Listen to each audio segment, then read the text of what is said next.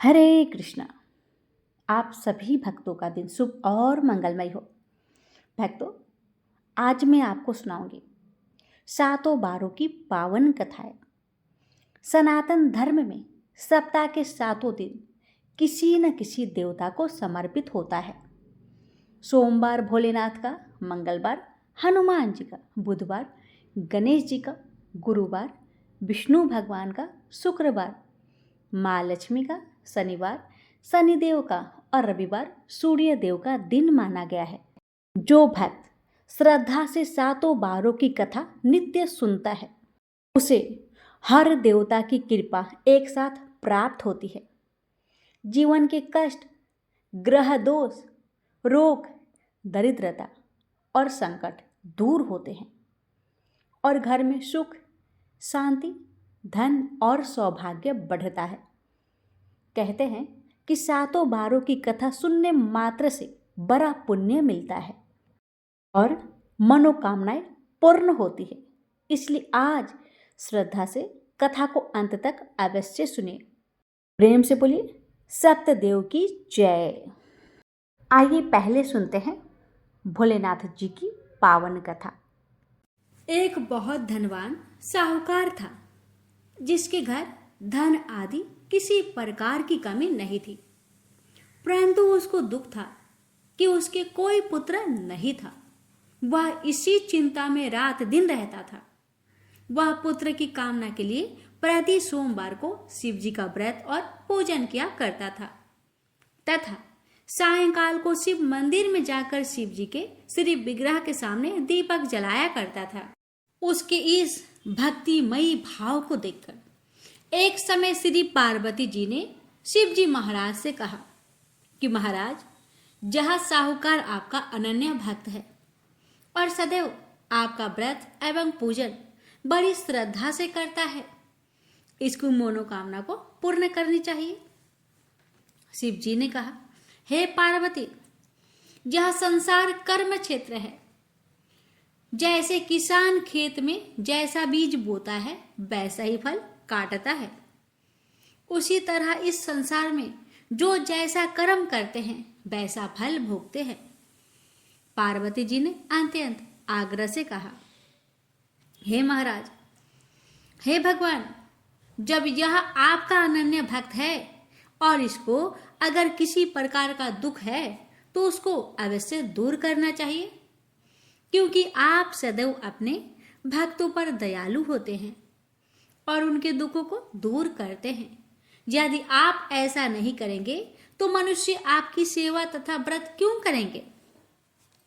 पार्वती जी का ऐसा आग्रह देखकर शिव जी महाराज कहने लगे, हे पार्वती, इसके कोई पुत्र नहीं है, इसी चिंता में यह अति दुखी रहता है। इसके भाग्य में पुत्र न होने पर भी मैं इसको पुत्र की प्राप्ति का वर देता हूं, परंतु यह पुत्र केवल 12 वर्ष तक जीवित रहेगा। इसके पश्चात वह मृत्यु को प्राप्त हो जाएगा।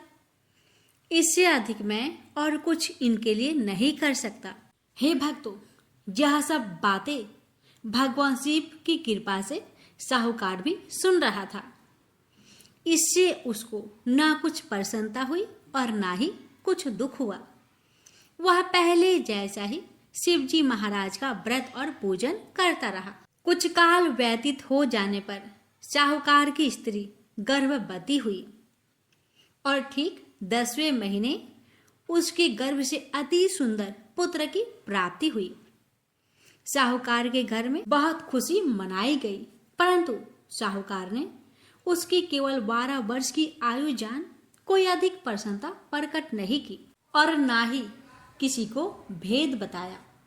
जब वह बालक 11 वर्ष का हो गया तो उस बालक की माता ने उसके पिता से विवाह आदि के लिए कहा, तो वह साहूकार कहने लगा कि अभी मैं इसका विवाह नहीं करूंगा, अपने पुत्र को काशी जी पढ़ने के लिए भेज दूंगा। फिर साहूकार ने अपने साले को बुला उसको बहुत सा धन देकर कहा, तुम इस बालक को काशी जी पढ़ने के लिए ले जाओ और रास्ते में जिस स्थान पर भी जाओ यज्ञ करते और ब्राह्मणों को भोजन कराते जाओ। वे दोनों मामा भांजे यज्ञ करते और ब्राह्मणों को भोजन कराते जा रहे थे। रास्ते में उनको एक शहर पड़ा। उस शहर में राजा की कन्या का विवाह था और दूसरे राजा का लड़का जो विवाह करने के लिए बारात लेकर आया था वह एक आंख से काना था। उसके पिता को इस बात की बड़ी चिंता थी कि कहीं वर को देखकर कन्या के माता पिता विवाह में किसी प्रकार की अड़चन पैदा न कर दे। इस कारण जब उसने अति सुंदर सेठ के लड़के को देखा तो मन में विचार किया क्यों ना दरवाजे के समय इस लड़के से वर का काम चलाया जाए। ऐसा विचार करके पिता ने उस लड़के के मामा से बात की तो वे राजी हो गए। उस लड़के को वर के कपड़े पहनाकर घोड़ी पर चढ़ा दरवाजे पर ले गए और सब कार्य प्रसन्नता से पूर्ण हो गए। वर के पिता ने सोचा कि यदि विवाह कार्य भी इसी लड़के से करा लिए जाए तो क्या बुराई है। ऐसा विचार करके और उसके मामा से कहा, यदि आप फेरों और कन्यादान के काम को भी करा दे तो आपकी बड़ी कृपा होगी। मैं इसके बदले में आपको बहुत कुछ धन दूंगा। तो उन्होंने स्वीकार कर लिया और विवाह भी बहुत अच्छी तरह से संपन्न हो गए। जिस समय लड़का जाने लगा तो उसने राजकुमारी की चुंदरी के पल्ले पर लिख दिया कि तेरा विवाह मेरे साथ हुआ है, परंतु जिस राजकुमार के साथ तुमको भेजेंगे वह एक आंख से काना है और मैं काशी जी पढ़ने जा रहा हूँ। लड़के के जाने के पश्चात उस राजकुमारी ने जब अपनी चुनरी पर लिखा हुआ पाया तो उसने राजकुमार के साथ जाने से मना कर दिया और कहा कि यह मेरा पति नहीं है, मेरा विवाह इसके साथ नहीं हुआ है, वह तो काशी जी पढ़ने गया हुआ है। राजकुमारी के माता पिता ने अपनी कन्या को विदा नहीं किया और बारात वापस चली गई। उधर सेठ का लड़का और उसका मामा काशी जी पहुंच गए। वहां जाकर उन्होंने यज्ञ करना और लड़के को पढ़ाना शुरू कर दिया। जब लड़के की आयु 12 साल की हो गई उस दिन उन्होंने यज्ञ रचा रखा था कि लड़के ने अपने मामा से कहा, मामा जी आज मेरी तबीयत कुछ ठीक नहीं है। मामा ने कहा अंदर जाकर सो जाओ। लड़का अंदर जाकर सो गया और थोड़ी देर में उसके प्राण निकल गए। उसके मामा ने आकर देखा कि वह मुर्दा पड़ा है। यह देख उसको बड़ा दुख हुआ और उसने सोचा कि यदि मैं अभी रोना पिटना मचा दूं तो यज्ञ का कार्य अधूरा रह जाएगा। अतः उसने जल्दी से यज्ञ का कार्य समाप्त कर ब्राह्मणों के जाने के बाद रोना पिटना आरंभ कर दिया। संयोग बस उसी समय शिव पार्वती जी उधर से जा रहे थे। जब उन्होंने जोर जोर से रोने की आवाज सुनी तो पार्वती जी कहने लगी, हे महाराज, हे भगवान, कोई दुखिया रो रहा है, इसके कष्ट को दूर कीजिए। जब शिव पार्वती ने पास जाकर देखा तो वहां एक लड़का मुर्दा पड़ा था। पार्वती जी कहने लगी, महाराज यह तो उसी सेठ का लड़का है जो आपके वरदान से हुआ था। शिव जी कहने लगे, हे पार्वती, इसकी आयु इतनी ही थी सो भोग चुका है। तब पार्वती जी ने कहा, हे भगवान, इस बालक को और आयु दीजिए, नहीं तो इसके माता पिता तड़प तड़प कर मर जाएंगे। पार्वती जी की बार बार आग्रह करने पर शिव जी ने उसको जीवन वरदान दे दिया और शिव जी महाराज की कृपा से लड़का पुनः जीवित हो गया। शिव पार्वती कैलाश पर्वत पर चले गए। तब वह लड़का और मामा उसी प्रकार यज्ञ करते तथा ब्राह्मणों को भोजन कराते अपने घर की ओर चल पड़े। रास्ते में उसी शहर आए जहां उसका विवाह हुआ था। वहां पर आकर उन्होंने यज्ञ आरंभ कर दिया तो उस लड़के के ससुर ने उसको पहचान लिया और अपने महल में ले जाकर उसकी बड़ी खातिर की। साथ ही बहुत दास दासियों सहित आदर पूर्वक लड़की और जमाई को विदा किया। जब वह अपने शहर के निकट आए तो मामा ने कहा कि मैं पहले तुम्हारे घर जाकर खबर कर आता हूँ। जब उस लड़के का मामा घर पहुंचा तो लड़के के माता पिता घर की छत पर बैठे थे और यह प्रण कर रखा था, यदि हमारा पुत्र सकुशल लौट आया तो हम राजी खुशी नीचे आ जाएंगे, नहीं तो छत से गिरकर अपने प्राण को खो देंगे। इतने में उस लड़के के मामा ने आकर यह समाचार दिया कि आपका पुत्र आ गया है, पर उनको विश्वास नहीं हुआ। तब उसके मामा ने शपथ पूर्वक कहा, आपका पुत्र अपनी स्त्री के साथ बहुत सारा धन साथ लेकर आया है। तो सेठ ने आनंद पूर्वक उसका स्वागत किया और बड़ी खुशी के साथ रहने लगे। इस प्रकार जो कोई भी सोमवार के व्रत धारण करता है अथवा इस कथा को पढ़ता या सुनता है या दूसरों को सुनाता है, उसकी समस्त मनोकामनाएं पूर्ण होती है। प्रेम से बोलिए ओम नमः शिवाय, हर हर महादेव, माता पार्वती की जय। तो भक्तों, इस प्रकार सोमवार व्रत की पावन कथा पूर्ण होती है। जो भी श्रद्धा और भक्ति से इस कथा को सुनता है उसके जीवन से सभी कष्ट दूर होते हैं। भगवान भोलेनाथ उस पर अपनी विशेष कृपा बरसते हैं। हर घर में सुख शांति समृद्धि और आनंद का वास होता है।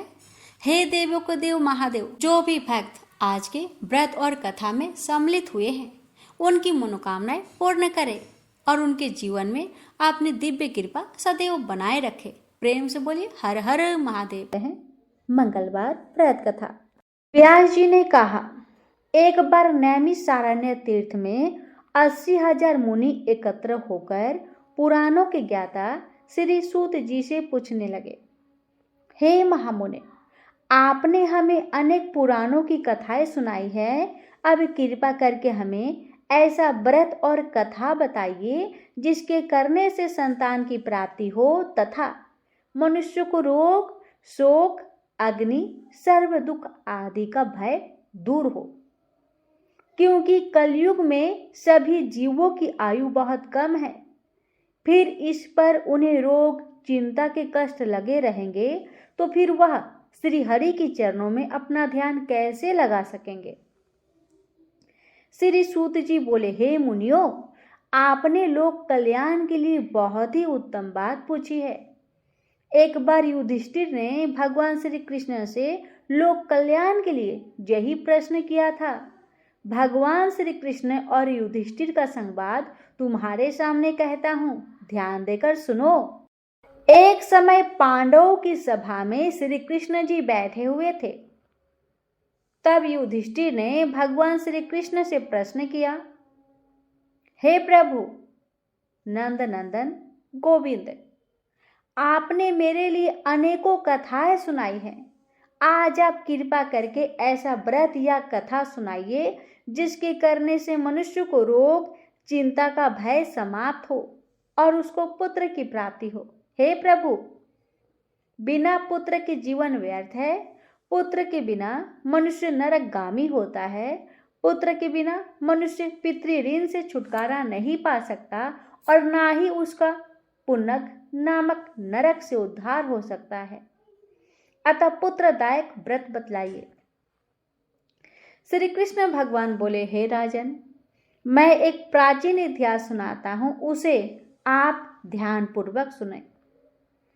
कुंडलपुर नामक एक नगर था, उसमें नंदा नामक एक ब्राह्मण रहता था। भगवान की कृपा से उसके पास सब कुछ था, फिर भी वह दुखी था। इसका कारण यह था कि ब्राह्मण की स्त्री सुनंदा के कोई संतान न थी। सुनंदा पतिव्रता थी, भक्ति पूर्वक श्री हनुमान जी की आराधना करती थी। मंगलवार के दिन व्रत करके अंत में भोजन बनाकर हनुमान जी को भोग लगाने के बाद स्वयं भोजन करती थी। एक बार मंगलवार के दिन ब्राह्मणी गृह कार्य की अधिकता के कारण हनुमान जी को भोग न लगा सकी, तो इस पर उसे बहुत दुख हुआ। उसने कुछ भी नहीं खाया और अपने मन में प्रण किया कि अब तो अगले मंगलवार को ही हनुमान जी को भोग लगाकर अन्न जल ग्रहण करूंगी। ब्राह्मणी सुनंदा प्रतिदिन भोजन बनाती, श्रद्धा पूर्वक पति को खिलाती, परंतु स्वयं भोजन नहीं करती और मन ही मन श्री हनुमान जी की आराधना करती थी। इसी प्रकार 6 दिन गुजर गए और ब्राह्मणी सुनंदा अपने निश्चय के अनुसार भूखी प्यासी निराहार रही। अगले मंगलवार को ब्राह्मणी सुनंदा प्रातःकाल ही बेहोश होकर गिर पड़ी।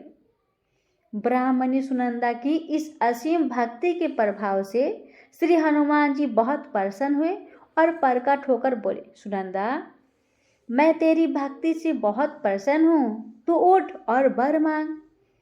सुनंदा अपने आराध्य देव श्री हनुमान जी को देखकर आनंद की अधिकता से बिहल हो श्री हनुमान जी के चरणों में गिरकर बोली, हे प्रभु, मेरी कोई संतान नहीं है, कृपा करके मुझे संतान प्राप्ति का आशीर्वाद दे।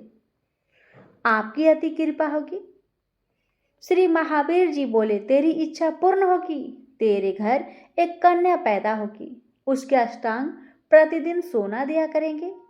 इस प्रकार कहकर श्री महावीर जी अंतर ध्यान हो गए।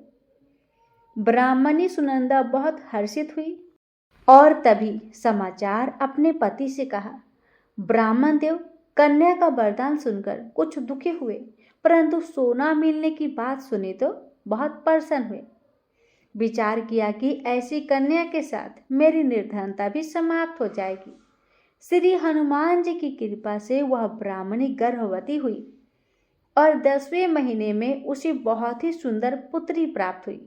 यह बच्ची अपने माता पिता के घर में ठीक उसी तरह से बढ़ने लगी जिस तरह से शुक्ल पक्ष का चंद्रमा बढ़ता है। 10वें दिन ब्राह्मण ने उस बालिका का नामकरण संस्कार कराया। उसके कुल पुरोहित ने उस बालिका का नाम रत्नावली रखा, क्योंकि यह कन्या सोना प्रदान किया करती थी। इस कन्या ने पूर्व जन्म में बड़े ही विधान से मंगलदेव का व्रत किया था। रत्नावली का अष्टांग बहुत सा सोना देता था। उस सोने से नंदा ब्राह्मण बहुत ही धनवान हो गया। अब ब्राह्मणी भी बहुत अभिमान करने लगी थी। समय बीतता रहा। अब रत्नावली 10 वर्ष की हो चुकी थी। एक दिन जब नंदा ब्राह्मण प्रसन्नचित्त था, तब सुनंदा ने अपने पति से बोली, मेरी पुत्री रत्नावली विवाह की योग हो गई है, अतः आप कोई सुंदर तथा योग वर देखकर इसका विवाह कर दीजिए। यह सुनकर ब्राह्मण बोला, अभी तो रत्नावली बहुत छोटी है। तब ब्राह्मण बोली, शास्त्रों की आज्ञा है कि कन्या 8वें वर्ष में गौरी, 9वें वर्ष में रोहिणी, 10वें वर्ष में कन्या, इसके पश्चात रजवाला हो जाती है। गौरी के दान से पाताल लोक की प्राप्ति होती है, रोहिणी के दान से वैकुंठ लोक की प्राप्ति होती है, कन्या के दान से इंद्र लोक में सुखों की प्राप्ति होती है। अगर हे पतिदेव रजवाला का दान किया जाता है तो घोर नरक की प्राप्ति होती है।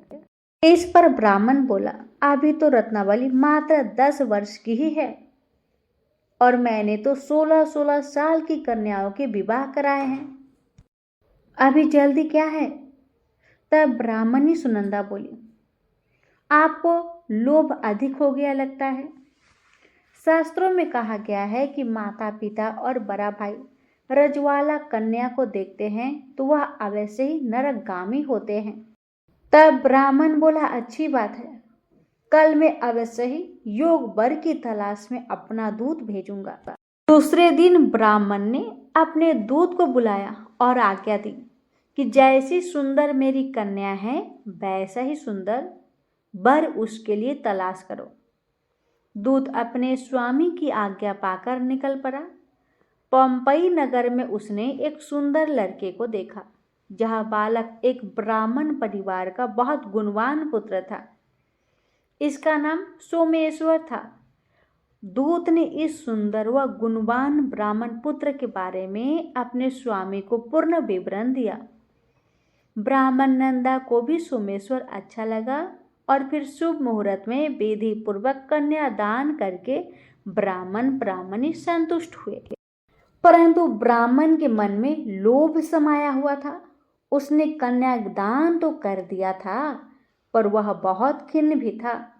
उसने विचार किया कि रत्नावली तो अब चली जाएगी, और मुझे इससे जो सोना मिलता था अब वह मुझे नहीं मिलेगा। मेरे पास जो धन था कुछ तो इसके विवाह में खर्च हो गए और जो शेष बचा है वो भी कुछ दिनों के पश्चात ही समाप्त हो जाएगा। मैंने तो इसका विवाह करके बहुत बड़ी भूल कर दी है।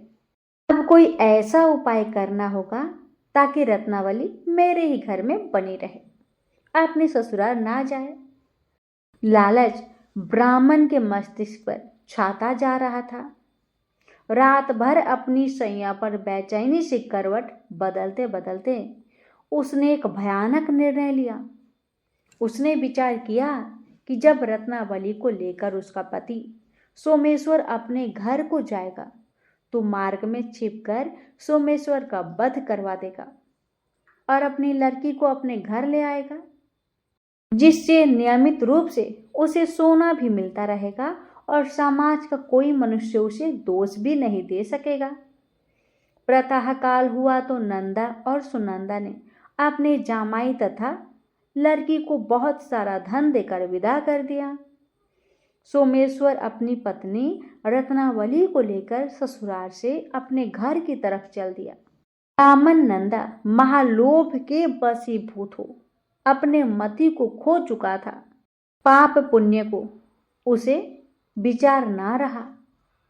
उसने भयानक व क्रूर निर्णय को कार्य रूप देने के लिए उसने अपने दूत को मार्ग में अपने जामाई का वध करने के लिए भेज दिया था, ताकि रत्नावली से प्राप्त होने वाला सोना उसे हमेशा मिलता रहे और वो कभी निर्धन ना रहे।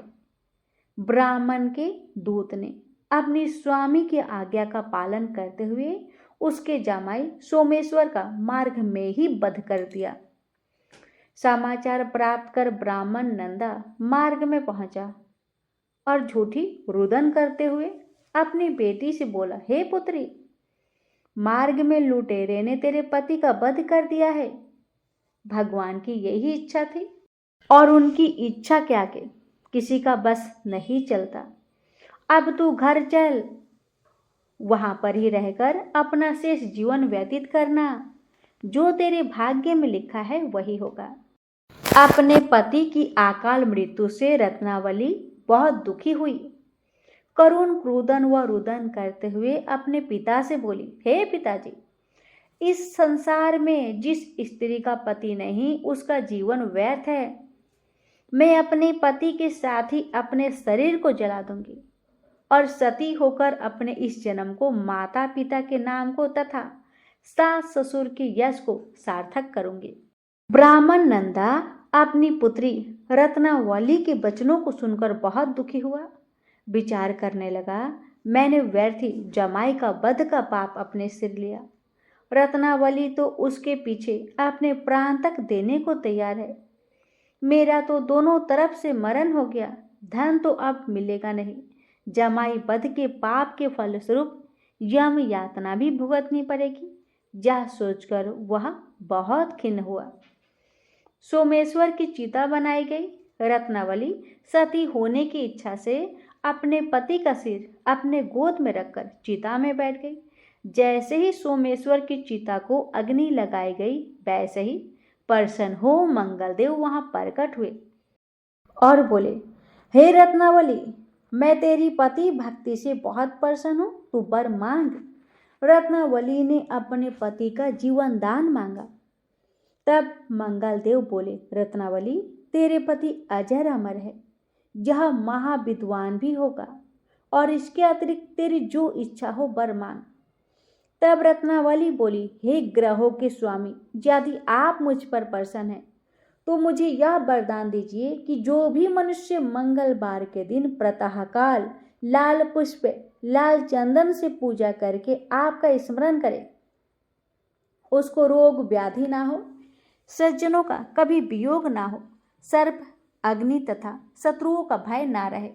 जो स्त्री मंगलवार का व्रत करे वह कभी विधवा ना हो। मंगलदेव तथास्तु कहकर अंतर ध्यान हो गए। सोमेश्वर मंगलदेव की कृपा से जीवित हो उठा। रत्नावली अपने पति को पुनः प्राप्त कर बहुत प्रसन्न हुई। और मंगल देव का व्रत प्रत्येक मंगलवार को करके व्रतराज और मंगल देव की कृपा से इस लोक में सुख ऐश्वर्य को भोगते हुए अंत में अपने पति के साथ स्वर्गलोक को गई। प्रेम से बोलिए मंगल देव की जय। बुधवार व्रत कथा। भक्तों, ग्रह शांति तथा सर्व सुखों की इच्छा रखने वाले को बुधवार का व्रत करना चाहिए। इस व्रत में दिन रात में एक ही बार भोजन करना चाहिए। इस व्रत के समय हरी वस्तुओं का उपयोग श्रेष्ठ है। व्रत के अंत में शंकर जी की पूजा धूप बेलपत्र आदि से करनी चाहिए। साथ ही बुधवार की कथा सुनकर आरती के बाद प्रसाद लेकर आना चाहिए। बीच में ही उठकर नहीं जाना चाहिए। कथा। एक समय एक व्यक्ति अपनी पत्नी को विदा करवाने के लिए अपने ससुराल को गया। वहां पर कुछ दिन रहने के पश्चात सास ससुर से विदा करने के लिए कहा, किंतु सबने कहा कि आज बुधवार का दिन है, आज के दिन गमन नहीं करते। वह व्यक्ति किसी प्रकार से न माना और हठ धर्मी करके बुधवार के दिन ही पत्नी को विदा कराकर अपने नगर को चल पड़ा। राह में उसकी पत्नी को प्यास लगी तो उसने अपने पति से कहा कि मुझे बहुत जोर से प्यास लगी है। तब वह लोटा लेकर रथ से उतरकर जल लेने को चला गया। जैसे ही वह व्यक्ति पानी लेकर अपनी पत्नी के निकट आया तो वह यह देखकर हैरान रह गया कि ठीक अपनी ही जैसी सूरत तथा वैसे ही वेशभूषा में वह व्यक्ति उसकी पत्नी के पास रथ में बैठा हुआ है। उसने क्रोध में भरकर कहा कि तू कौन है जो मेरे पत्नी के निकट बैठा हुआ है? दूसरा व्यक्ति बोला, यह मेरी पत्नी है, मैं अभी अभी ससुराल से विदा कराकर ला रहा हूं। वे दोनों व्यक्ति परस्पर लड़ने लगे। तभी राज्य के सिपाही आकर लोटे वाले व्यक्ति को पकड़ने लगे। स्त्री से पूछा, तुम्हारा असली पति कौन है, बताओ। तब पत्नी शांति रही, क्योंकि दोनों एक जैसे थे। वह किसे अपना असली पति कहे? वह व्यक्ति ईश्वर से प्रार्थना करता हुआ बोला, हे परमेश्वर, हे भगवान, यह आपकी क्या लीला है कि सच्चा झूठा बन रहा है? हे भक्तों, तभी आकाशवाणी हुई कि मूर्ख, आज बुधवार के दिन तुझे गमन नहीं करना चाहिए था। तूने किसी की बात नहीं मानी। यह सब लीला बुद्धदेव भगवान की है। उस व्यक्ति ने बुद्धदेव से प्रार्थना की और अपनी गलती के लिए क्षमा मांगी। तब बुद्धदेव जी अंतर्ध्यान हो गए। वह अपनी स्त्री को लेकर घर आया तथा बुधवार का व्रत वे दोनों पति पत्नी नियम पूर्वक करने लगे। जो व्यक्ति इस कथा को श्रवण करता है, कथा सुनाता है, उसको बुधवार के दिन यात्रा करने का दोष नहीं लगता। उसको सर्व प्रकार से सुखों की प्राप्ति होती है। प्रेम से बोलिए बुद्धदेव भगवान की जय। बृहस्पतिवार व्रत कथा। भारतवर्ष में एक प्रतापी और दानी राजा राज्य करता था। वह नित्य गरीबों और ब्राह्मण की सहायता करता था। यह बात उसकी रानी को अच्छी नहीं लगती थी। वह न ही गरीबों को दान देती, न ही भगवान का पूजन करती थी और राजा को भी दान देने से मना किया करती थी। एक दिन राजा शिकार खेलने वन को गए हुए थे तो रानी महल में अकेली थी। उसी समय बृहस्पति देव साधु का भेष में राजा के महल में भिक्षा के लिए गए और भिक्षा मांगी। रानी ने भिक्षा देने से इनकार कर दिया और कहा, हे साधु महाराज, मैं तो दान पुण्य से तंग आ गई हूँ। मेरे पति सारा धन लुटाते रहते हैं। मेरी इच्छा है कि हमारा धन नष्ट हो जाए, फिर ना रहेगा बांस और ना बजेगी बांसुरी। साधु ने कहा, देवी, तुम बड़ी विचित्र हो। धन संतान तो सभी चाहते हैं, पुत्र और लक्ष्मी तो पापी के घर में भी होने ही चाहिए। यदि तुम्हारे पास अधिक धन है तो भूखों को भोजन दो, प्यासों के लिए प्याऊ बनवाओ, मुसाफिरों के लिए धर्मशाला खुलवाओ। जो निर्धन अपनी कुंवारी कन्याओं का विवाह नहीं कर सकते, उनका विवाह करा दो। ऐसे और भी काम हैं जिन्हें करने से तुम्हारा यश लोक परलोक में फैलेगा। परंतु रानी को साधु महाराज का उपदेश अच्छा नहीं लगा। वह बोली, महाराज, आप मुझे कुछ ना समझाइए। मैं ऐसा धन नहीं चाहती जो हर जगह बांटती फिरूं। साधु ने उत्तर दिया, यदि तुम्हारी ऐसी इच्छा है तो तथास्तु। तुम ऐसा करना कि बृहस्पतिवार को घर लिपकर पीली मिट्टी से अपना सिर धोकर स्नान करना, भट्ठी चढ़ाकर कपड़े धोना। ऐसा करने से आपका सारा धन नष्ट हो जाएगा। इतना कहकर साधु महाराज वहां से अंतर्ध्यान हो गए। साधु के कहे अनुसार कई बातों को पूरा करते हुए रानी को केवल 3 बृहस्पतिवार ही बीते थे कि उसकी समस्त धन संपत्ति नष्ट हो गई। भोजन के लिए राजा का परिवार तरसने लगा। तब एक दिन राजा ने रानी से बोला कि हे रानी, तुम यहीं रहो, मैं दूसरे देश को जाता हूँ, क्योंकि यहाँ पर सभी लोग मुझे जानते हैं, इसलिए मैं कोई छोटा काम नहीं कर सकता। ऐसा कहकर राजा परदेश को चला गया। वहाँ वह जंगल से लकड़ी काटकर शहर में लाता और बेचता। इस तरह वह अपनी जीवन व्यतीत करने लगा। इधर राजा के परदेश जाते ही रानी और दासी दुखी रहने लगी। एक बार जब रानी और दासी को 7 दिन तक बिना भोजन के रहना पड़ा, तो रानी ने अपनी दासी से कहा, हे दासी, पास ही के नगर में मेरी बहन रहती है, वह बहुत धनवान है, तू उसके पास जा, कुछ लेकर आ, ताकि थोड़ी बहुत गुजर बसर हो जाए।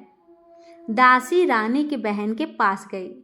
उस दिन गुरुवार था और रानी की बहन उस समय बृहस्पतिवार व्रत की कथा सुन रही थी। दासी ने रानी की बहन को अपनी रानी का संदेश दिया, लेकिन रानी की बड़ी बहन ने कोई उत्तर नहीं दिया। जब दासी को रानी की बहन से कोई उत्तर नहीं मिला तो वह बहुत दुखी हुई और उसे गुस्सा भी आया। दासी ने वापस आकर रानी को सारी बात बता दी। सुनकर रानी अपने भाग्य को कोसने लगी।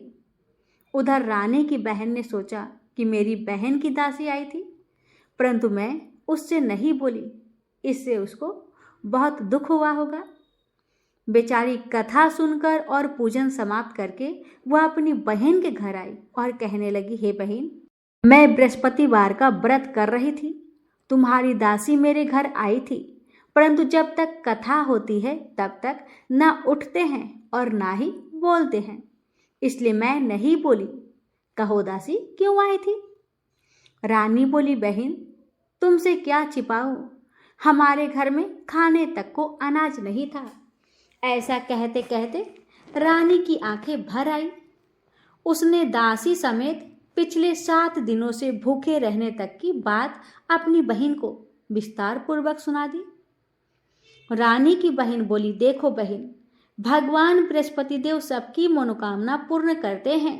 देखो, शायद तुम्हारे घर में अनाज रखा हो। पहले तो रानी को विश्वास नहीं हुआ, पर बहन के आग्रह करने पर उसने अपनी दासी को अंदर भेजा तो सचमुच अनाज से भरा एक घड़ा मिल गया, जहां देखकर दासी को बड़ी हैरानी हुई। दासी रानी से कहने लगी, हे रानी, जब हमको भोजन नहीं मिलता तो हम व्रत ही तो करते हैं, इसलिए क्यों ना इनसे व्रत और कथा की विधि पूछ ली जाए ताकि हम भी व्रत कर सके। तब रानी ने अपनी बहन से बृहस्पतिवार व्रत के बारे में पूछा।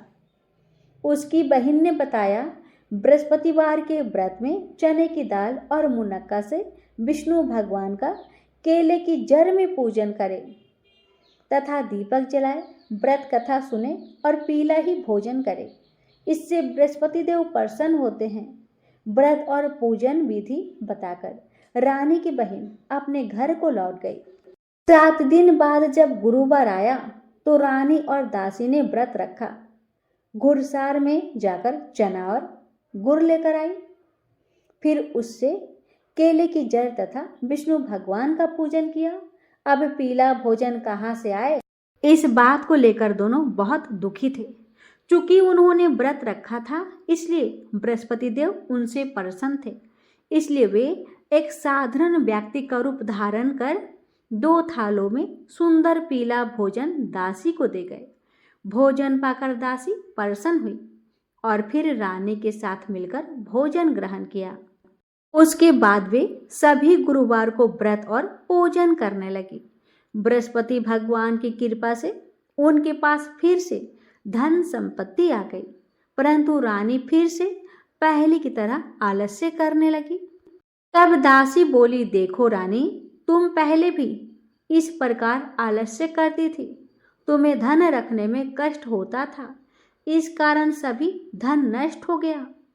और जब भगवान बृहस्पति की कृपा से धन मिला है तो फिर तुम्हें आलस्य होता है। रानी को समझाते हुए दासी कहती है कि बड़ी मुसीबतों के बाद हमने यह धन पाया है, इसलिए हमें दान पुण्य करना चाहिए, भूखे मनुष्य को भोजन कराना चाहिए और धन को शुभ कार्य में खर्च करना चाहिए, जिससे तुम्हारे कुल का यश बढ़ेगा, स्वर्ग की प्राप्ति होगी और पितृ प्रसन्न होंगे।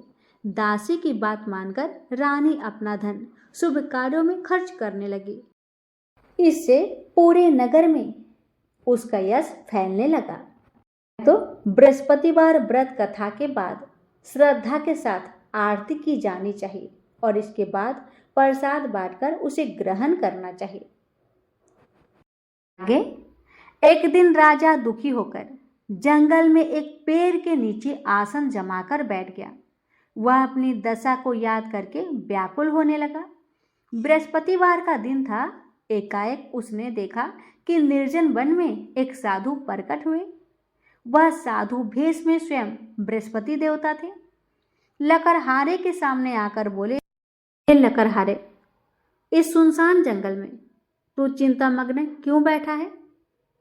लकड़हारे ने दोनों हाथ जोड़कर प्रणाम किया और उत्तर दिया, महात्मा जी, आप सब कुछ जानते हैं, मैं क्या कहूँ? यह कहकर रोने लगा और साधु को अपनी आत्मकथा सुना दी। महात्मा जी ने कहा, तुम्हारी स्त्री ने बृहस्पति के दिन बृहस्पति भगवान का निरादर किया है, जिसके कारण रुष्ट होकर उन्होंने तुम्हारी यह दशा कर दी। अब तुम चिंता को दूर करके मेरे कहने पर चलो तो तुम्हारे सब कष्ट दूर हो जाएंगे और भगवान पहले से भी अधिक संपत्ति देंगे। तुम बृहस्पति के दिन कथा किया करो, 2 पैसे के चने मुनक्का लाकर उसका प्रसाद बनाओ और शुद्ध जल से लोटे में शक्कर मिलाकर अमृत तैयार करो। कथा के पश्चात अपने सारे परिवार और सुनने वाले प्रेमियों में अमृत व प्रसाद बांटकर आप भी ग्रहण करो। ऐसा करने से भगवान तुम्हारी सब मनोकामनाएं पूरी करेंगे। साधु के ऐसे वचन सुनकर लकड़हारा बोला, हे प्रभु, मुझे लकड़ी बेचकर इतना पैसा नहीं मिलता जिससे भोजन के उपरांत कुछ बचा सकूं। मैंने रात्रि में अपनी स्त्री को व्याकुल देखा है। मेरे पास कुछ भी नहीं जिससे मैं उसकी खबर मंगा सकूं। साधु ने कहा, हे लकड़हारे, तुम किसी बात की चिंता मत करो। बृहस्पति के दिन तुम रोजाना की तरह लकड़ियां लेकर शहर को जाओ। तुमको रोज से दुगना धन प्राप्त होगा, जिससे तुम भली भांति भोजन कर लोगे तथा बृहस्पति देव की पूजा का सामान भी आ जाएगा। इतना कहकर साधु अंतर्ध्यान हो गए।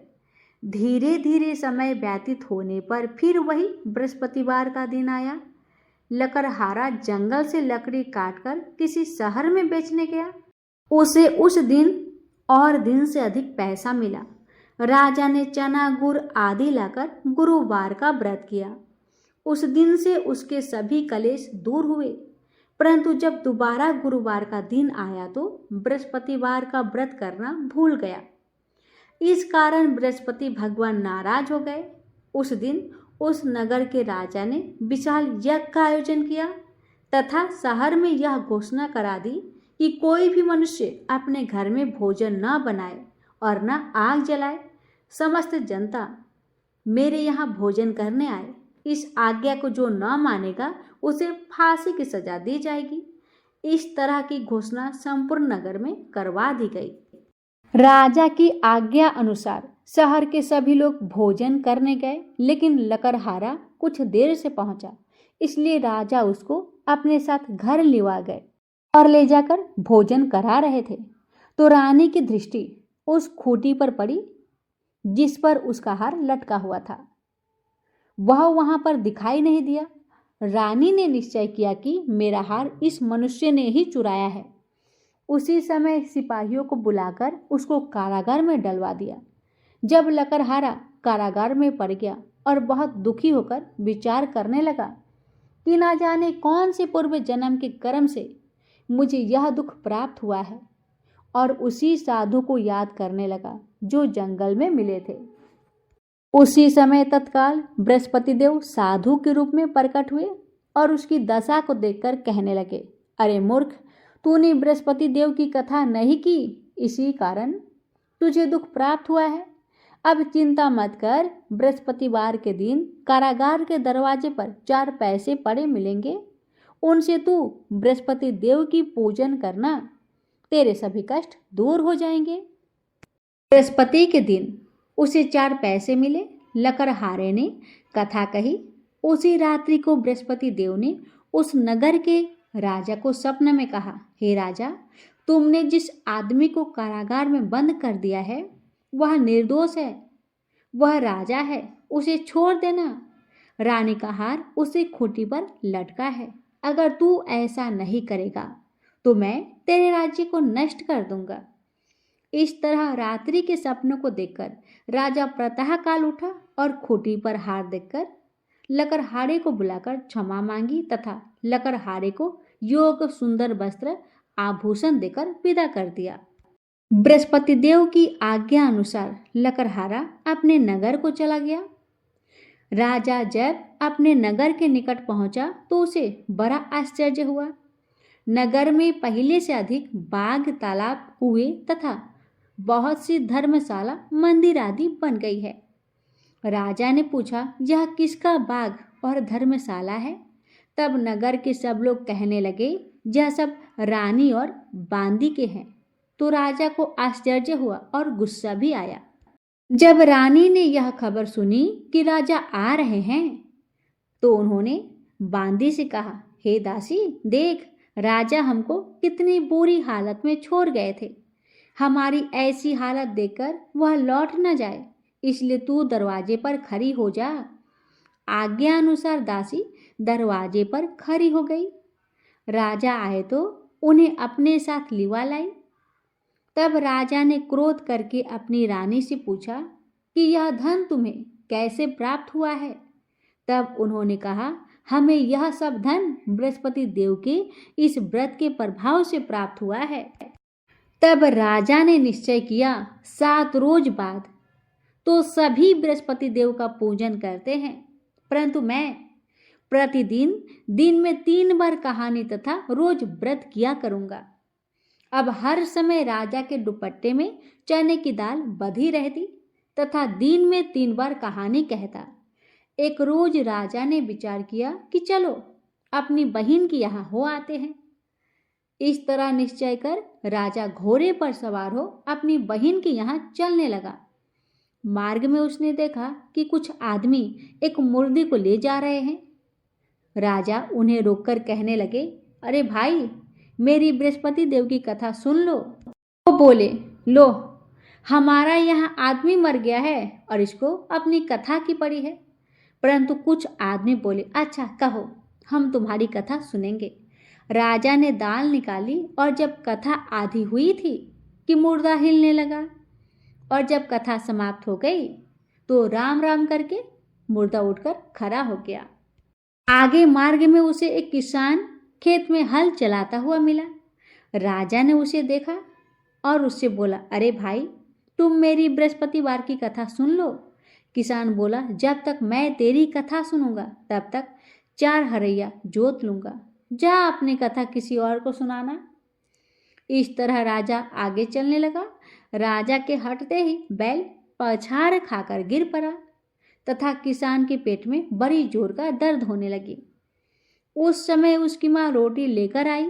उसने जब यह देखा तो अपने पुत्र से सब हाल पूछा और बेटे ने सभी हाल कह दिया तो बुढ़िया दौड़ी दौड़ी उस घुड़सवार के पास गई और उससे बोली कि मैं तेरी कथा सुनूंगी, तू अपनी कथा मेरे खेत पर चलकर ही कहना। राजा ने बुढ़िया के खेत पर जाकर कथा कही, जिसके सुनते ही वह बैल उठकर खड़ा हो गया तथा किसान के पेट का दर्द भी बंद हो गया। राजा अपनी बहन के घर पहुंचा। बहन ने भाई की खूब मेहमानी की। दूसरे रोज प्रातःकाल राजा जागा तो वह देखने लगा कि सब लोग भोजन कर रहे हैं। राजा ने अपनी बहन से कहा, ऐसा कोई मनुष्य है जिसने भोजन नहीं किया हो? मेरी बृहस्पतिवार की कथा सुन ले। बहन बोली, हे भैया, यह देश ऐसा ही है कि पहले यहाँ लोग भोजन करते हैं और बाद में अन्य काम करते हैं। अगर कोई पड़ोस में है तो मैं देख आती हूँ। ऐसा कहकर वह देखने चली गई, परंतु उसे कोई ऐसा व्यक्ति नहीं मिला जिसने भोजन ना किया हो। अतः वह एक कुम्हार के घर गई जिसका लड़का बीमार था। उसे मालूम हुआ कि उनके यहाँ 3 रोज से किसी ने भोजन नहीं किया है। रानी ने अपने भाई की कथा सुनने के लिए कुम्हार से कहा। वह तैयार हो गया। राजा ने जाकर बृहस्पतिवार की कथा कही, जिसको सुनकर उसका लड़का ठीक हो गया। अब तो राजा की प्रशंसा होने लगी। एक रोज राजा ने अपनी बहन से कहा कि हे बहन, हम अपने घर को जाएंगे, तुम भी तैयार हो जाओ। राजा की बहन ने अपनी सास से कहा, सासू माँ, मैं अपने भाई के साथ जा रही हूँ। तो सासू माँ ने कहा, हाँ चली जा, परंतु अपने लड़के को मत ले जाना, क्योंकि तेरे भाई की कोई औलाद नहीं है। बहन ने अपने भैया से कहा, हे भैया, मैं तो आपके साथ चलूंगी, पर कोई बालक नहीं जाएगा। तो राजा बोला, जब कोई बालक ही नहीं चलेगा तब तुम जाकर क्या करोगी? बड़े दुखी मन से राजा अपने नगर को लौट आए। राजा ने अपनी रानी से कहा, हम निर्वंशी है, हमारा मुख देखने का धर्म नहीं है और कुछ भोजन आदि नहीं किया। रानी बोली, हे प्रभु, बृहस्पति देव ने हमें सब कुछ दिया है और वह औलाद भी अवश्य देंगे। उसी रात को बृहस्पति देव ने राजा से सपने में कहा, हे राजा उठ, सभी सोच को त्याग दे, तेरी रानी गर्भ से है। राजा यह बात सुनकर बहुत प्रसन्न हुआ और अपने सपने की बात रानी को बताई। यह सुनकर दोनों पति पत्नी अति प्रसन्न हुए।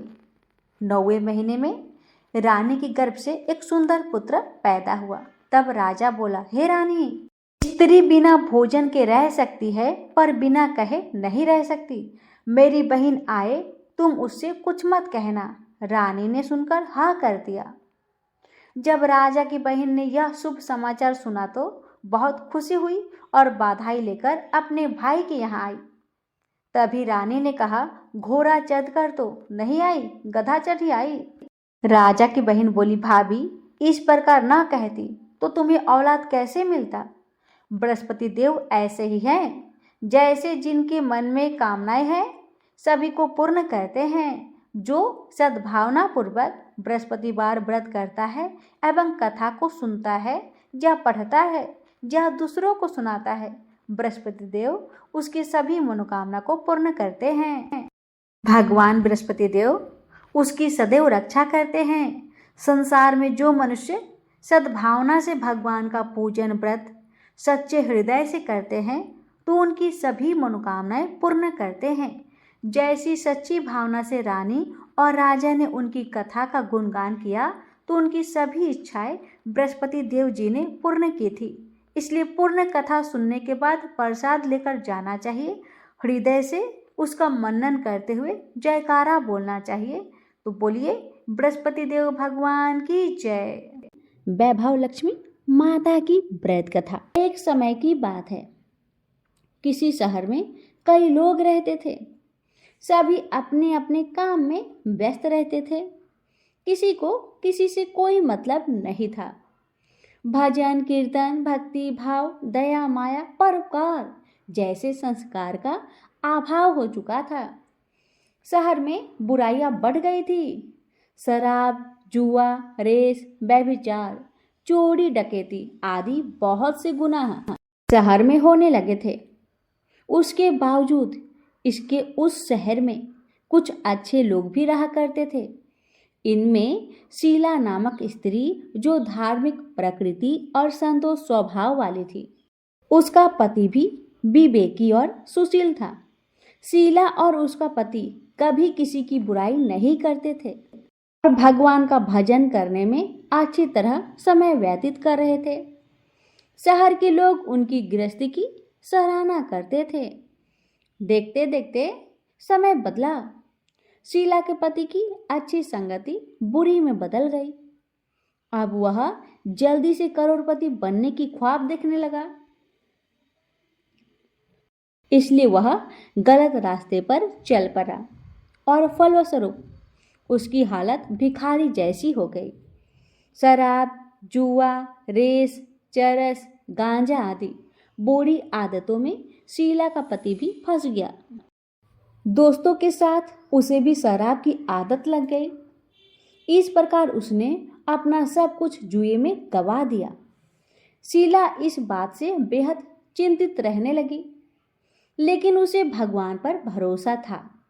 वह अपना अधिकांश समय प्रभु भक्ति में बिताने लगी। अचानक एक दिन दोपहर को उनके द्वार पर किसी ने दस्तक दी। शीला ने द्वार खोला तो देखा कि एक माँझी खड़ी थी। उनके चेहरे पर अलौकिक तेज दिखाई दे रहा था। उनकी आंखों में से मानो अमृत बह रहा हो। उसका भाव चेहरा करुणा और प्यार से छलक रहा था। उसको देखते ही देखते शीला के मन को शांति महसूस हुई और उसके रोम रोम आनंदमयी हो उठा। शीला उस माँझी को आदर के साथ घर ले आई। घर में बिछाने के लिए कुछ भी नहीं था, अतः शीला ने एक फटी हुई चादर उसी पर उनको बिठाया। माँझी बोली, क्यों शीला, मुझे पहचाना नहीं? हर शुक्रवार को लक्ष्मी जी के मंदिर में भजन कीर्तन करते समय मैं ही वहां आती हूँ। इसके बावजूद शीला कुछ नहीं समझ पा रही थी। फिर माँझी बोली, तुम बहुत दिनों से मंदिर नहीं आई, इसलिए मैं तुम्हें देखने चली आई। माँझी के प्रेम भरे शब्दों से शीला का हृदय पिघल गया। उसकी आंखों में से आंसू आ गए और वह बिलख बिलख कर रोने लगी। माँझी ने कहा, बेटी, सुख और दुख धूप और छाव जैसे होते हैं। धैर्य रख, मुझे अपनी सारी परेशानी बता। माँझी के व्यवहार से शीला को काफी संबल मिला और सुख की आस में उसने माँझी को अपनी सारी कहानी कह सुनाई। माँझी के व्यवहार से शीला को काफी सुकून मिला और उसने माँझी को अपनी सारी कहानी सुनाई। शीला के पूछने पर माँझी ने उसे व्रत की सारी विधि भी बताई। माँझी ने कहा, बेटी, माँ लक्ष्मी जी का व्रत बहुत सरल है। उसे वर लक्ष्मी व्रत या वैभव लक्ष्मी व्रत कहा जाता है। ये व्रत करने वाले की सब मनोकामना पूर्ण होती है। वह सुख, संपत्ति और यश प्राप्त करता है। शीला ये सुनकर आनंदित हो गई। शीला ने संकल्प करके आंखें खोली तो सामने कोई न था। वह सोच में पड़ गई कि माँझी कहाँ है। शीला को तत्काल ये समझते देर न लगी कि माँझी और कोई नहीं, साक्षात लक्ष्मी जी ही थी। दूसरे दिन शुक्रवार था। सुबह स्नान करके स्वच्छ कपड़े पहनकर शीला ने माँझी द्वारा बताई विधि से पूरे मन से व्रत किया। आखिरी में प्रसाद वितरण हुआ। ये प्रसाद पहले पति को खिलाया। प्रसाद खाते ही पति के स्वभाव में फर्क पड़ गया। उस दिन उसने शीला को मारा नहीं, सताया भी नहीं। शीला को बहुत आनंद हुआ। उसके मन में वैभव लक्ष्मी व्रत के लिए श्रद्धा बढ़ गई। शीला ने पूर्ण श्रद्धा भक्ति से 21 शुक्रवार तक वैभव लक्ष्मी व्रत किया।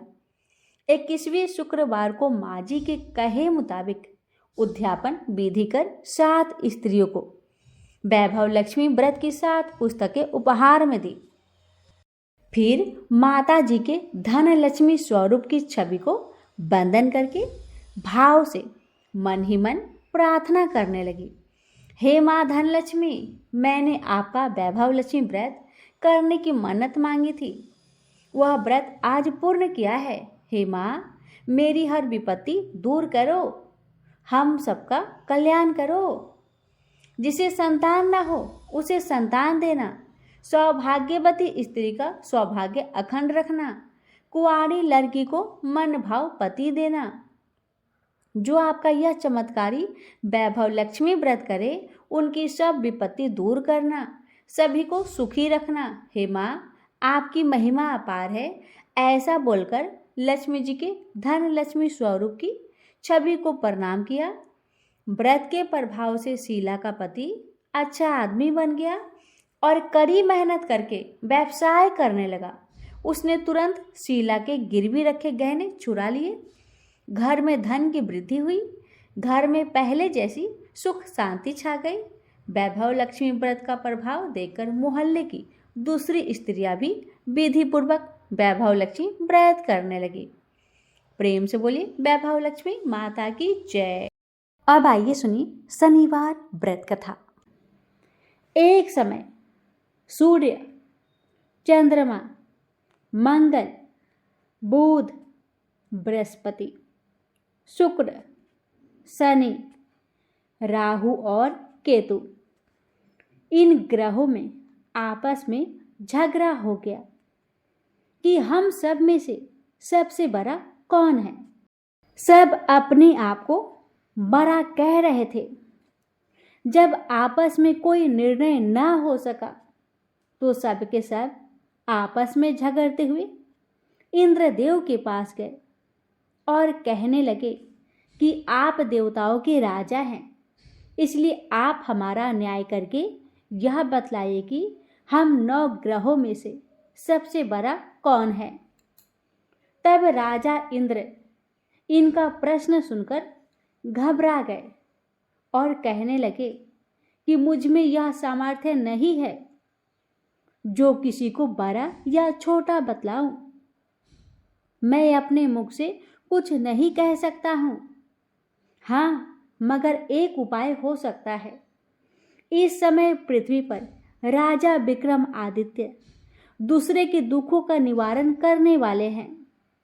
तुम सब मिलकर उन्हीं के पास जाओ, वही तुम्हारे दुखों का निवारण करेंगे। ऐसा वचन सुनकर सभी ग्रह देवता चलकर भूलोक में राजा विक्रम आदित्य की सभा में जाकर उपस्थित हुए और अपना प्रश्न राजा के सामने रखा। राजा उनकी बात सुनकर बड़ी चिंता में पड़ गए कि मैं अपने मुख से किसको बड़ा कहूं और किसको छोटा। जिसको छोटा बतलाऊंगा वही क्रोध करेगा। परंतु उनका झगड़ा निपटाने के लिए एक उपाय उन्होंने सोचा। उन्होंने सोना, चांदी, कांसा, पित्तल, सीसा, रांगा, जस्ता, अभ्रक और लोहा 9 धातुओं के 9 आसन बनवाए। सब आसनों को क्रम से, जैसे सोना सबसे पहले और लोहा सबसे पीछे बिछाए गए। इसके पश्चात राजा ने सब ग्रहों से कहा कि आप सब अपने अपने आसन पर बैठिए। जिसका आसन सबसे आगे है वह सबसे बड़े और जिसका आसन सबसे पीछे है वह सबसे छोटा जानिए। क्योंकि लोहा सबसे पीछे था और वह शनिदेव का आसन था, इसलिए शनिदेव ने समझ लिया कि राजा ने मुझको सबसे छोटा बना दिया है। इस पर शनि को बड़ा क्रोध आया और कहा कि राजा, तू मेरे पराक्रम को नहीं जानता।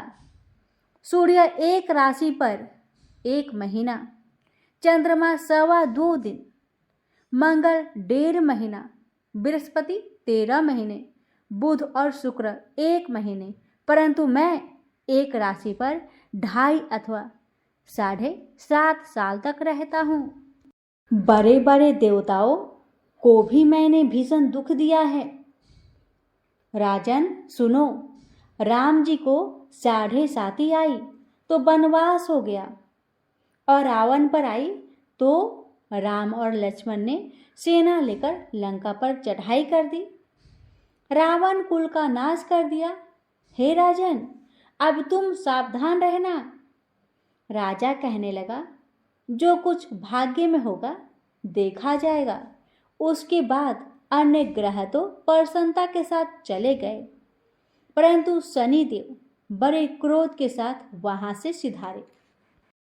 कुछ काल व्यतीत होने पर जब राजा को 7.5 की दशा आई तो शनिदेव घोड़े के सौदागर बनकर अनेक सुंदर घोड़ों सहित राजा के राजधानी में आए। जब राजा ने सौदागर के आने की खबर सुनी तो अपने अश्वपाल को अच्छे अच्छे घोड़े खरीदने की आज्ञा दी।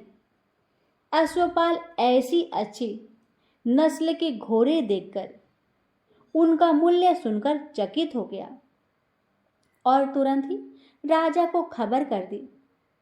राजा उन घोड़ों को देखकर एक अच्छा सा घोड़ा चुनकर सवारी के लिए चढ़ा।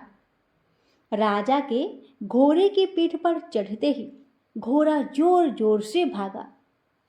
घोड़ा बहुत दूर एक बड़े जंगल में जाकर राजा को छोड़कर वहां से अंतर्ध्यान हो गया। इसके बाद राजा अकेले जंगल में भटकता फिरता रहा। बहुत देर के पश्चात राजा ने भूख और प्यास से दुखी होकर भटकते भटकते एक ग्वाले को देखा। ग्वाले ने राजा को प्यास से व्याकुल देखकर पानी पिलाया। राजा की उंगली में एक अंगूठी थी, वह उसने निकालकर प्रसन्नता के साथ ग्वाले को दे दी और शहर की ओर चल दिया। राजा शहर में पहुंचकर एक सेठ की दुकान पर जाकर बैठ गया और अपने आप को उज्जैन का रहने वाला तथा अपना नाम बीका बतलाया। सेठ ने उसको एक कुलीन मनुष्य समझकर जल आदि पिलाया। भाग्यवश उस दिन सेठ की दुकान पर बिक्री बहुत अधिक हुई। तब सेठ उसको भाग्यवान पुरुष समझकर भोजन कराने के लिए अपने साथ ले गया। भोजन करते समय राजा ने आश्चर्य की बात देखी कि खूंटी पर हार लटक रहा है और वह खूंटी उस हार को निगल रही है। भोजन के पश्चात कमरे में आने पर जब सेठ के कमरे में हार न मिला तो सबने यही निश्चय किया कि सिवा बीका के और कोई इस कमरे में नहीं आया था, अतः अवश्य ही उसी ने हार चोरी किया होगा। परंतु बीका ने कहा, हार मैंने नहीं चोरी की है। इस पर 5-7 आदमी इकट्ठे होकर उसको फौजदार के पास लाए। फौजदार ने उसको राजा के सामने उपस्थित कर दिया और कहा कि ये आदमी तो भला प्रतीत होता है, चोर मालूम नहीं होता, परंतु सेठ का कहना है कि इसके सिवा और कोई घर में नहीं आया था। अवश्य ही इसी ने हार की चोरी की है। तब राजा ने आज्ञा दी कि इसके हाथ पैर काटकर चौरंगिया किया जाए। राजा की आज्ञा का तुरंत पालन किया गया और बीका के हाथ पैर काट दिए गए। इस प्रकार कुछ काल व्यतीत होने पर एक तेली उसको अपने घर ले गया और कोल्हू पर उसको बैठा दिया। बीका उस पर बैठा हुआ अपनी जुबान से बैल हाँकता रहता। शनि की दशा समाप्त हो गई और एक रात को वर्षा ऋतु समय वह मल्हार राग गाने लगा। उसका गान सुनकर उस शहर के राजा की कन्या उस राग पर मोहित हो गई और दासी को खबर लाने को भेजा कि देखो तो शहर में कौन गा रहा है। दासी सारे शहर में फिरती फिरती क्या देखती है कि तेली के घर में चौरंगिया राग गा रहा है।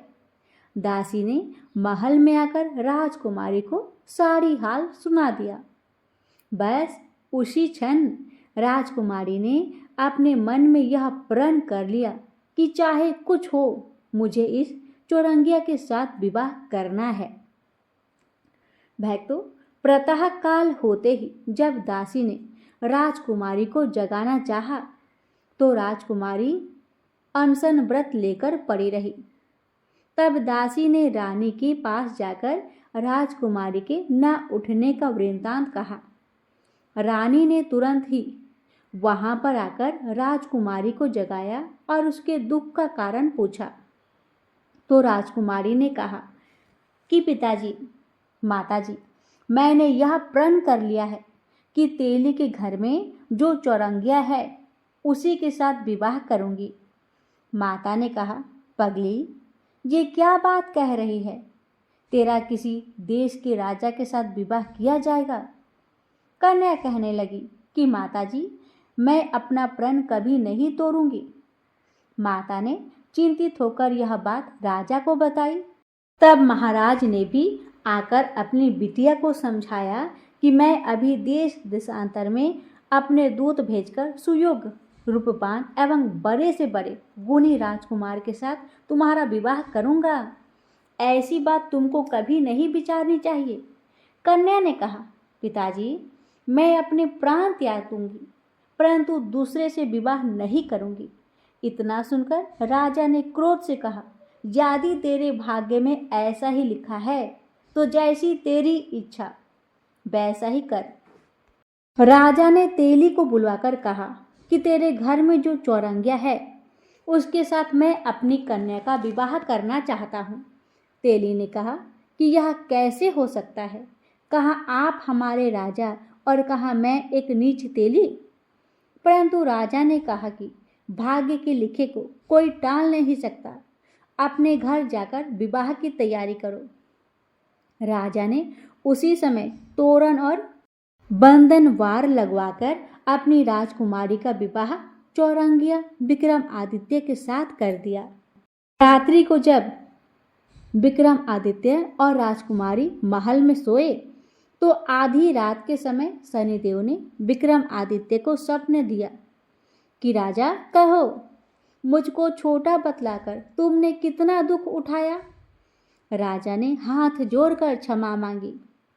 शनिदेव ने प्रसन्न होकर विक्रमादित्य को हाथ पैर दिए। तब राजा ने कहा, महाराज, मेरी प्रार्थना स्वीकार करें कि जैसे दुख आपने मुझे दिया है ऐसा और किसी को न दे। शनिदेव ने कहा कि तुम्हारी यही प्रार्थना स्वीकार है। जो मनुष्य मेरी कथा सुनेगा या कहेगा उसको मेरी दशा में कभी किसी प्रकार का दुख नहीं होगा, और जो नित्य ही मेरा ध्यान करेगा या चींटियों को आटा डालेगा उसके सब मनोरथ पूर्ण होंगे। इतना कहकर शनि भगवान अपने धाम को चले गए। राजकुमारी की आंख खुली और उसने राजा के हाथ पांव देखे तो उसे बड़ा आश्चर्य हुआ। उसको देखकर राजा ने अपना समस्त हाल कहा कि मैं उज्जैन का राजा विक्रमादित्य हूँ। यह बात सुनकर राजकुमारी अत्यंत प्रसन्न हुई। प्रातःकाल राजकुमारी से उसकी सखिया ने पूछा तो उसने अपने पति का समस्त वृत्तांत कह सुनाया। तब सबने प्रसन्नता प्रकट की और कहा कि ईश्वर ने आपकी मनोकामना पूर्ण कर दी। जब उस सेठ ने यह सुना तो वह विक्रमादित्य के पास आया और राजा विक्रमादित्य के पैरों में गिरकर क्षमा मांगने लगा कि आप पर मैंने चोरी का झूठा आरोप लगाया, अतः आप मुझको जो चाहे दंड दीजिए। राजा ने कहा, मुझ पर शनिदेव का कोप था, इसी कारण यह सब दुख मुझको प्राप्त हुआ है। इसमें तुम्हारा कोई दोष नहीं है। तुम अपने घर जाकर अपना कार्य करो। सेठ बोला कि मुझे तभी शांति मिलेगी जब आप मेरे घर चलकर प्रीतिपूर्वक भोजन करेंगे। राजा ने कहा कि जैसी आपकी मर्जी वैसा ही करें। सेठ ने अपने घर जाकर अनेक प्रकार के सुंदर भोजन बनवाए और राजा विक्रमादित्य को प्रीति भोज दिया। जिस समय भोजन कर रहे थे, एक अत्यंत आश्चर्य की बात सबको दिखाई दी कि जो खूंटी पहले हार निकल गई थी वह अब हार उगल रहा है। जब भोजन समाप्त हो गया तो सेठ ने हाथ जोड़कर बहुत सी मोहरे राजा को भेंट की और कहा कि मेरे श्री कौरी नामक एक कन्या है, उसका पानी ग्रहण आप करें। इसके बाद सेठ ने अपनी कन्या का विवाह राजा के साथ कर दिया और बहुत सा दान दहेज आदि दिया। इस प्रकार कुछ दिनों तक वहां निवास करने के पश्चात विक्रमादित्य ने शहर के राजा से कहा कि अब मेरी उज्जैन जाने की इच्छा है। कुछ दिन के बाद विदा लेकर राजकुमारी मन भावनी सेठ की कन्या श्री कौरी तथा अनेक दास दासी रथ और पालकियों सहित विक्रमादित्य उज्जैन की तरफ चले। जब शहर के निकट पहुंचे और पुरवासियों ने राजा के आने का संवाद सुना तो समस्त उज्जैन की प्रजा अगवानी के लिए आई। तब बड़ी प्रसन्नता से राजा अपने महल में पधारे। सारे शहर में बड़ा भारी महाउत्सव मनाया गया और रात्रि का दीपमाला की गई। दूसरे दिन राजा ने शहर में यह घोषणा कराई कि शनि देवता सब ग्रहों में सर्वोपरि है। मैंने इनको छोटा बतलाया, इसी से मुझको यह दुख प्राप्त हुआ है। इस कारण सारे शहर में सदा शनिदेव की पूजा और कथा होने लगी। राजा और प्रजा अनेक प्रकार के सुख भोगती रही। जो कोई शनिदेव की इस कथा को पढ़ता या सुनता है, शनिदेव की कृपा से उसके सब दुख दूर हो जाते हैं। शनिवार की कथा को व्रत के दिन अवश्य पढ़ना या सुनना चाहिए। प्रेम से बोलिए शनि भगवान की जय। अब सुनेंगे रविवार व्रत कथा। एक बुढ़िया माई थी। उसका नियम था प्रति रविवार को सवेरे ही स्नान आदि कर घर को गोबर से लीपकर भोजन तैयार कर भगवान को भोग लगाकर खुद भोजन करती थी। ऐसा करने से उसका घर अनेक प्रकार से धन धान्य से पूर्ण था। श्री हरि की कृपा से घर में किसी प्रकार का विघ्न या दुख नहीं था। सब प्रकार से घर में आनंद रहता था। इस तरह कुछ दिन बीत जाने पर उसकी एक पड़ोसन, जिसकी गौ का गोबर वह बुढ़िया लाया करती थी, वह विचार करने लगी कि यह बुढ़िया हमेशा मेरी गाय का गोबर ले जाती है, इसलिए वह अपने गाय को घर के भीतर बांधने लग गई। बुढ़िया को गोबर न मिलने से रविवार के दिन अपने घर को न लीप सकी, इसलिए उसने न तो भोजन बनाया और न ही भगवान को भोग लगाया तथा स्वयं भी उसने भोजन नहीं किया। इस प्रकार उसने निराहार व्रत किया। रात्रि हो गई और वह भूखी सो गई। रात्रि में ही भगवान ने उसे स्वप्न दिया और भोजन न बनाने का तथा भोग न लगाने का कारण पूछा। तब बूढ़ी माई ने गोबर न मिलने का कारण भगवान को सुनाया। तब भगवान ने कहा, हे माता, हम तुमको एक ऐसी गाय देते हैं जिससे तुम्हारी सभी इच्छाएं पूर्ण होगी, क्योंकि तुम हमेशा रविवार को गाय के गोबर से घर को लिपकर भोजन बनाकर मेरा भोग लगाकर खुद भोजन करती हो। इससे मैं खुश होकर तुमको वरदान देता हूँ। निर्धन को धन और बाज स्त्रियों को पुत्र देकर दुखों को दूर करता हूँ तथा अंत समय में मोक्ष देता हूँ। स्वप्न में ऐसा वरदान देकर भगवान तो अंतर्ध्यान हो गए और वृद्धा की आंख खोली तो वह देखती है कि आंगन में एक अति सुंदर गाय और बछड़ा बंधा हुआ है। वह गाय और बछड़े को देखकर अति प्रसन्न हुई और उसको घर के बाहर बांध दिया और वही खाने को चारा डाल दी। जब उसकी पड़ोसन बुढ़िया ने घर के बाहर एक अति सुंदर गाय और बछड़े को देखा तो देश के कारण उसका हृदय जल उठा और उसने देखा कि गाय सोने का गोबर कर रही है, तो वह उस समय गाय का गोबर ले गई जो कि सोने की थी और अपनी गाय का गोबर उसी जगह पर रख गई जिससे बुढ़िया माई को पता ना चले। हे भक्तों, वह पड़ोसन हर रोज नित्य प्रति ऐसा ही करती रही और सीधी साधी बुढ़िया को इसकी खबर भी ना होने दी। तब सर्वव्यापी ईश्वर सूर्य भगवान ने सोचा कि चालाक पड़ोसन के कर्म से बुढ़िया ठगी जा रही है, तो भगवान ने संध्या के समय अपनी माया से बड़े जोर की आंधी चला दी। बुढ़िया माई ने आंधी के भय से अपने गाय और बछड़े को घर के भीतर बांध लिया। जब प्रातःकाल वृद्धा ने देखा कि गाय ने सोने का गोबर दिया है, तो उसके आश्चर्य की सीमा ना रही और वह प्रतिदिन अपने गाय और बछड़े को घर के भीतर ही बांधने लगी। उधर पड़ोसन ने देखा कि बुढ़िया गाय को घर के भीतर बांधने लगी है और उसका सोने का गोबर उठाने का दाव नहीं चलता, तो वह ईर्ष्या करने लगी। ईर्ष्या और जलन के मारे वह जल उठी और कुछ उपाय ना देखकर पड़ोसन ने उस देश के राजा की सभा में जाकर कहा, महाराज, मेरे पड़ोसन में एक बुढ़िया रहती है जिसके पास एक ऐसी गाय है जो सोने का गोबर देती है और यह आप जैसे राजाओं के ही युग है।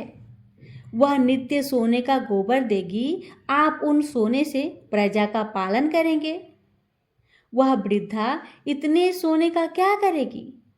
राजा ने यह बात सुन अपने दूतों को बुढ़िया माई के घर जाकर गाय लाने की आज्ञा दे दी। हे भक्तों, उस समय वह बूढ़ी माँ प्रातः भगवान का भोग लगाकर भोजन ग्रहण करने ही जा रही थी कि राजा के कर्मचारी उसके गाय को खोल कर ले गए। वह बूढ़ी माई काफी रोई चिल्लाई, किंतु कर्मचारियों की समक्ष कोई क्या कहता। उस दिन उस बुढ़िया माई ने गाय के वियोग में भोजन तक ना खा सकी और रात भर रो रो कर सूर्य भगवान से गाय को पुनः पाने के लिए प्रार्थना करती रही।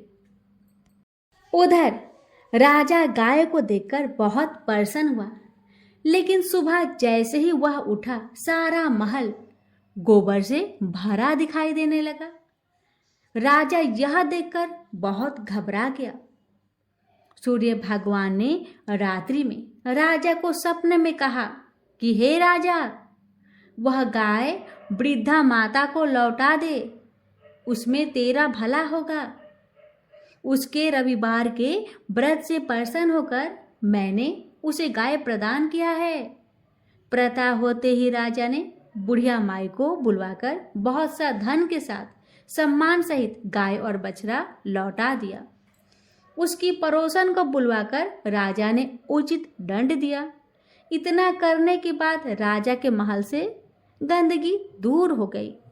उसी दिन से राजा ने नगरवासियों को आदेश दिया कि राज्य की तथा अपनी समस्त मनोकामनाओं की पूर्ति के लिए रविवार का व्रत रखा करो। व्रत करने से नगर के लोग सुखी जीवन व्यतीत करने लगे। कोई भी बीमारी तथा प्राकृतिक का प्रकोप उस नगर पर नहीं होता था। सारी प्रजा सुख से रहने लगी। प्रेम से बोलिए सूर्य नारायण की जय। तो भक्तों, सप्तबार की कथा यहीं पर पूर्ण हुआ। कथा अगर थोड़ी भी अच्छी लगी हो तो प्लीज़ आपसे निवेदन है, इस वीडियो को लाइक शेयर करना ना भूलें। सप्तबार की सभी देवी देवताओं की कृपा आप सभी भक्तों पर, भक्तों के पूरे परिवार पर सदा सर्वदा बनी रहे। जय श्री हरि।